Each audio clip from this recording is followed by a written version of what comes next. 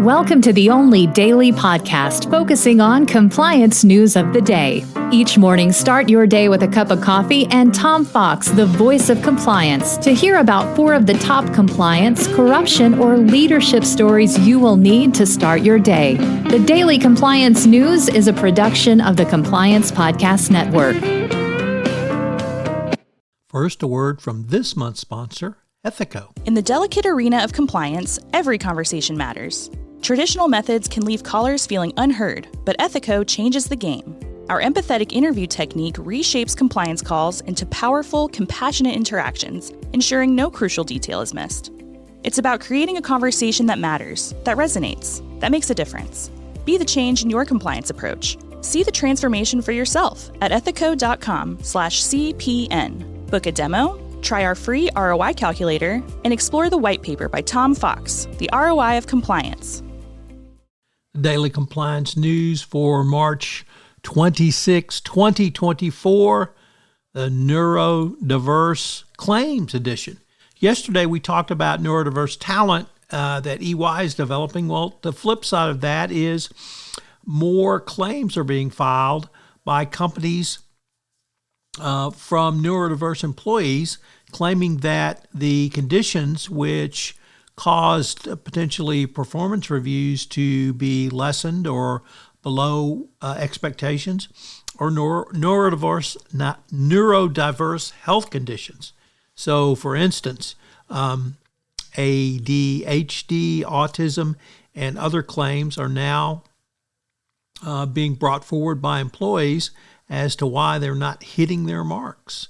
And lawsuits are up, but it's also causing employers to have to reevaluate lots of internal policies and procedures around these issues. One of the most interesting things in this FT article, I should have said, is that Gen Z are expecting the same support in the workplace they receive for such conditions at primary school or secondary schools and universities. So employers really are going to need to rethink this. Next up from the BBC, it provocatively asks, are Hong Kong's days as a global business hub over? Well, unfortunately, that may be the case, given the tough new security laws that have come into place, how difficult China has made it to do business with Chinese companies, and absolutely the security concerns. If you are in Hong Kong, you really have no security as a Westerner. So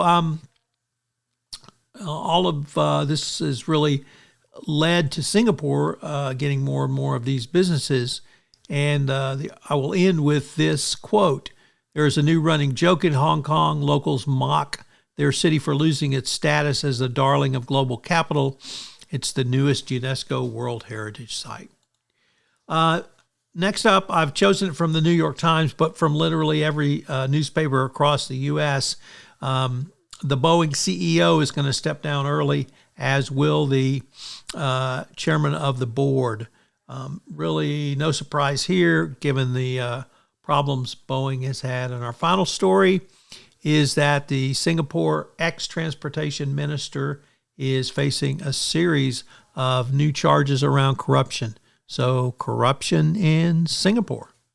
So I'm not sure Hong Kong's corruption has moved to Singapore, but this is clearly a black eye for the Singaporean government, which prides itself on being one of the most corrupt-free. And these 8 new charges add to the weight of the charges currently against the ex-minister.